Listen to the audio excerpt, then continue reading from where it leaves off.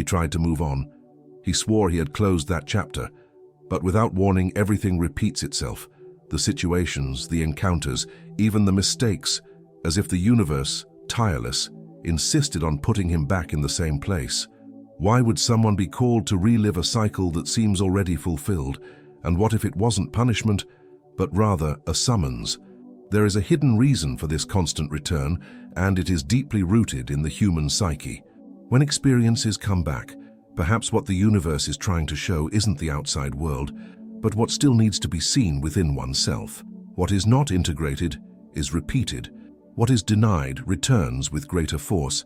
If you have ever felt that life is trying to tell you something, write in the comments, "I am ready to understand what I need to integrate." In Carl Jung's analytical psychology, nothing happens by chance in the psyche. When experiences, people, or patterns keep returning to someone's life, it is not a mistake of fate. It is a call to consciousness. Repetition is not merely the universe insisting, but a symbolic expression of the soul itself, trying to manifest through external reality. Jung believed that we project onto the world everything we have not yet recognized in ourselves. This is the basis of the concept of projection. What we unconsciously deny within ourselves, we see in others or in situations. If a man keeps returning to the same experience, it is because something inside him remains unconscious, crying out for recognition. The external experience is only the mirror of what has not yet been integrated. The shadow, another central concept, represents this denied content, repressed traits, unacknowledged desires, forgotten traumas. Until it is faced directly, it will be relived in stories, relationships, and failures. The return, therefore, is not failure. It is an opportunity for individuation, the Jungian process of becoming whole. And this process demands the courage to confront both the shadow and the repressed aspects of the feminine, anima, and the masculine, animus, that dwell in everyone's psyche. When the universe sends him back, it is simply responding to the soul that has not yet completed its journey. Nothing external will change until he recognizes what still needs to be seen internally. The cycle only ends when the lesson is complete. The return ceases to be punishment and becomes liberation. In analytical psychology, the repetition of events in an individual's life is not random. For Jung, everything that is not made conscious manifests externally as destiny. This means that the patterns that repeat, especially those that cause discomfort, pain, or a sense of stagnation, are expressions of the unconscious crying out for recognition. Life becomes a mirror, where what has yet to be integrated appears in the form of circumstances that return, insist, and challenge. Repetition is not a punishment, but a coded message. The unconscious mind operates through images, symbols, and patterns. When consciousness rejects or ignores some psychic content, such as a repressed emotion, an unresolved trauma, or a denied aspect of the self, that content remains active but hidden. And it is precisely this hidden force that shapes repetitions in life. External reality, in this sense, becomes the stage on which the unconscious mounts its play. Identical or similar situations are the way the psyche forces the individual to look at what they have avoided. What has not been examined closely enough returns until it is embraced. Repetition is therefore symbolic, and as a symbol, it needs to be decoded and understood. If a man keeps going back to the same toxic relationship, or the same professional failure, or the same inner conflict, he is being invited to look not outward, but inward. The focus should not be on what happens, but on how he feels when it happens. What is being triggered emotionally? Which part of his identity is involved? What old self-image prevents him from acting differently? Repetition only has power when it is not understood. When a pattern is observed with awareness, it begins to lose its strength. That is because the unconscious no longer needs to act out through reality. The lesson has been assimilated. The image has been integrated. The psyche no longer needs to repeat the storyline because the character, the ego, understands the role it played. However, this process is not rational. The conscious mind often finds itself baffled by repetitions. Why is this happening again? It asks. And the Jungian answer would be, because you still haven't understood what this represents in your journey of self-knowledge. The symbolic life, one in which events are interpreted deeply, is the key to breaking the cycle. To live symbolically is to recognize that nothing is purely literal. Everything carries a hidden meaning that, when revealed, transforms. Jung also asserted that life's goal is not perfection, but wholeness. Repetitions occur precisely to bring the individual closer to this psychic wholeness, revealing their internal gaps. Each return is a summons to become more whole, more true to oneself, and repetition, when understood, becomes revelation. Only what has been fully accepted ceases to return, and what is accepted no longer needs representation. The shadow, in Carl Jung's theory, represents everything the ego refuses to acknowledge as part of itself. These are the denied, repressed, or simply forgotten aspects of one's personality, traits, emotions, impulses, and memories excluded from consciousness because they seemed inappropriate, dangerous, or shameful. Yet the shadow does not disappear. It lurks, and the more hidden it is, the more power it has over life. The shadow operates silently, guiding choices, sabotaging projects, attracting dysfunctional relationships, and above all, trapping a person in repeating cycles. When the universe seems to insist on taking someone back to the same experiences, it is often the shadow behind that repetition. It expresses itself in the people who irritate us, in the situations that become unbearable, in the actions that provoke guilt, shame, or fear. Everything that excessively irritates or fascinates us in another, according to Jung, has roots in our own shadow.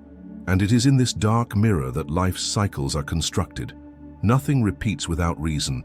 If the shadow remains unintegrated, it will continue to replay its pattern, not out of cruelty, but out of necessity to be seen.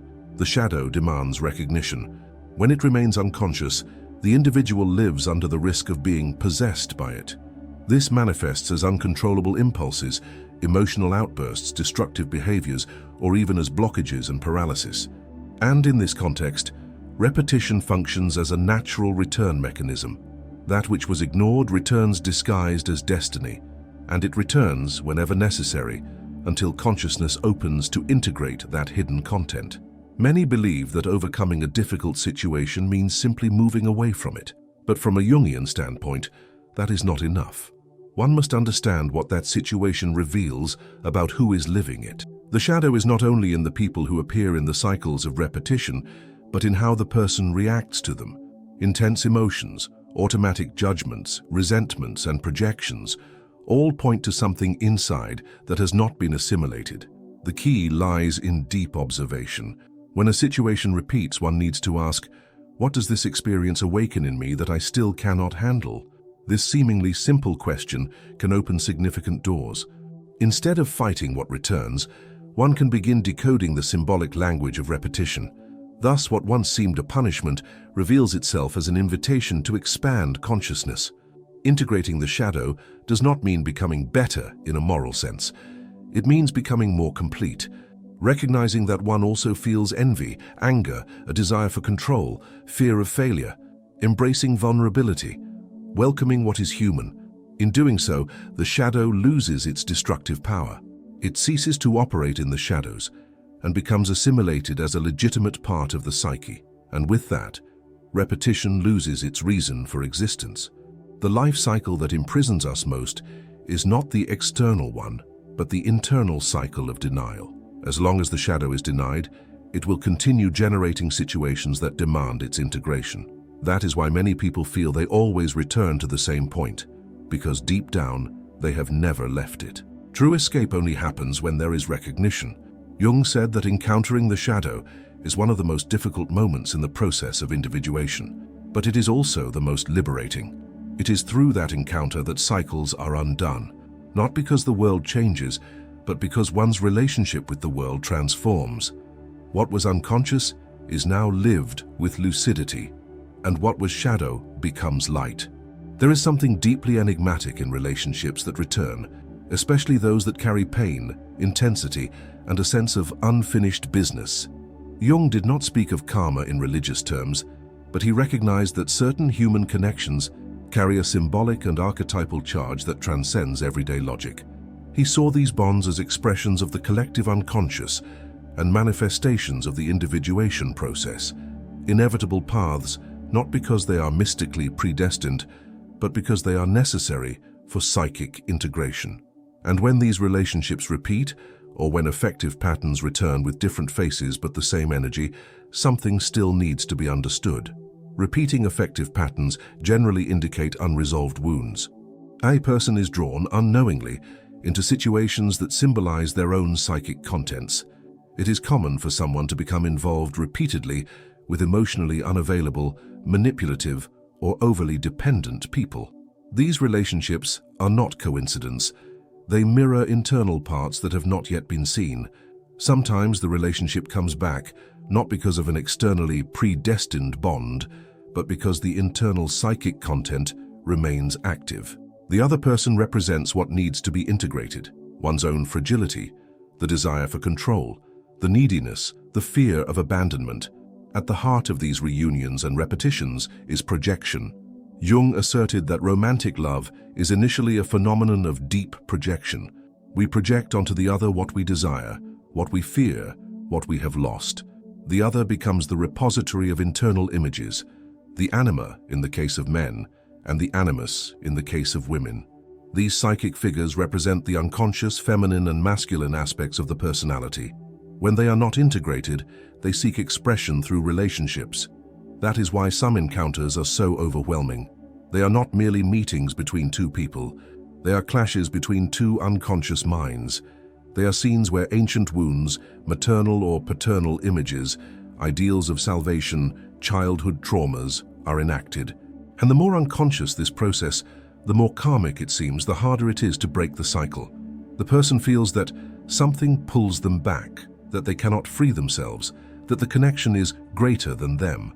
But in reality, it is the unconscious demanding a deeper dive. Karmic relationships in this sense are not punishments of fate, but intense opportunities for self-knowledge.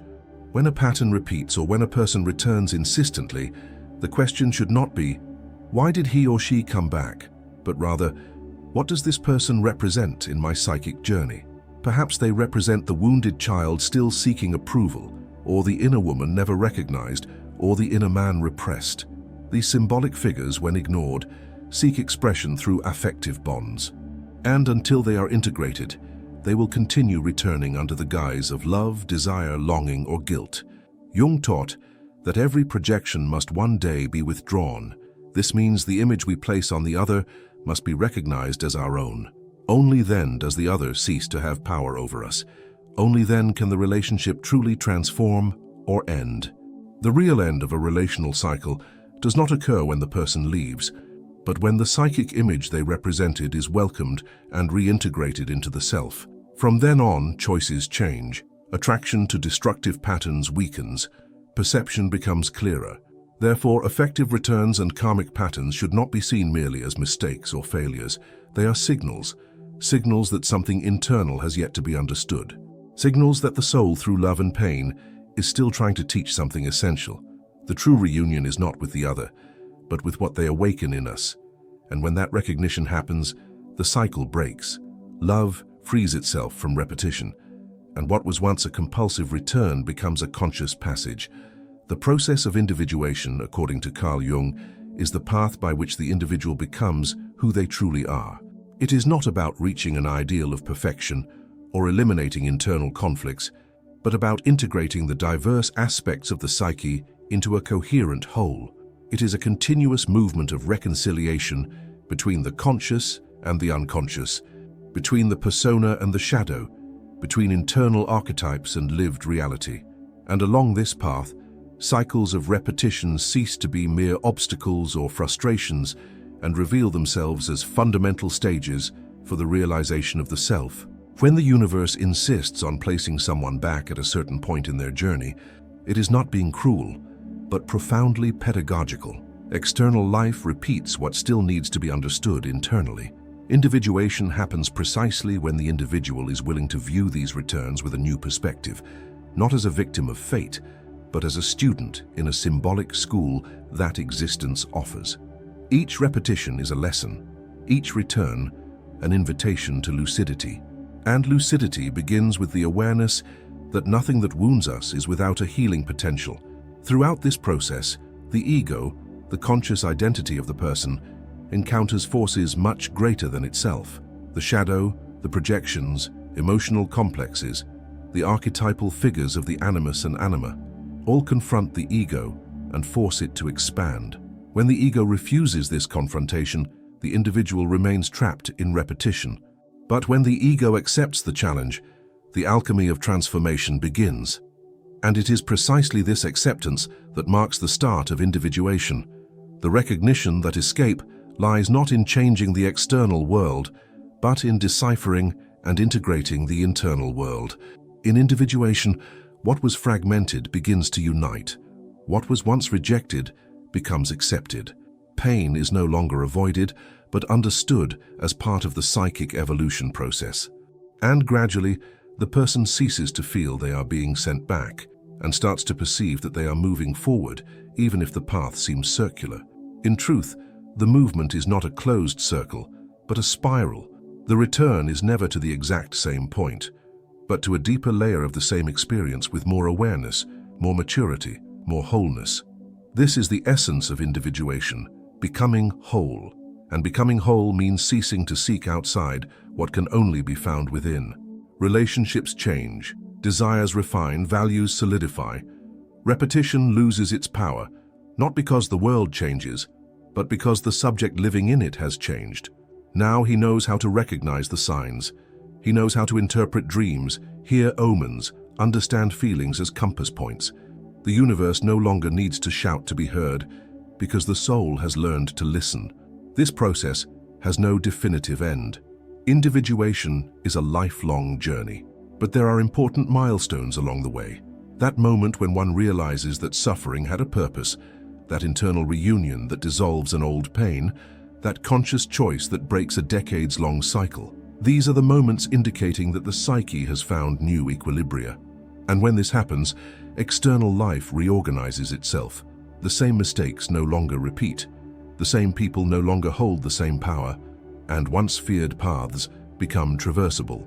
The call of destiny, spoken of in so many symbolic traditions, is in fact the soul's call for the individual to live their deepest truth. Destiny is not imposed.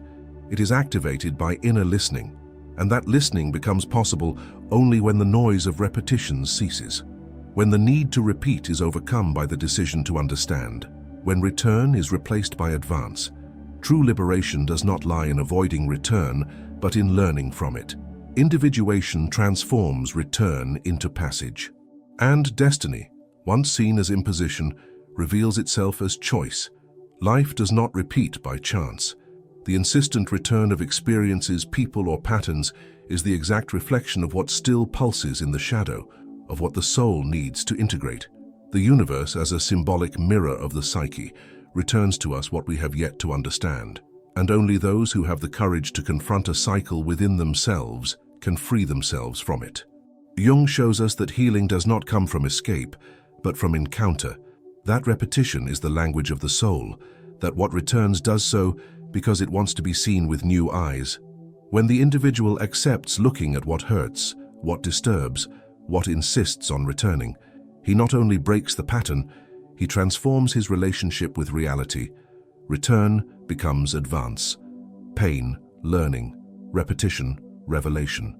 If this content spoke to you on a deep level, subscribe to the channel and activate notifications to continue this journey of self-knowledge. And now, watch the video appearing on the screen. It delves even further into this symbolic exploration and may be the missing piece you need to understand the next step in your personal transformation. The call has been made. The response is yours.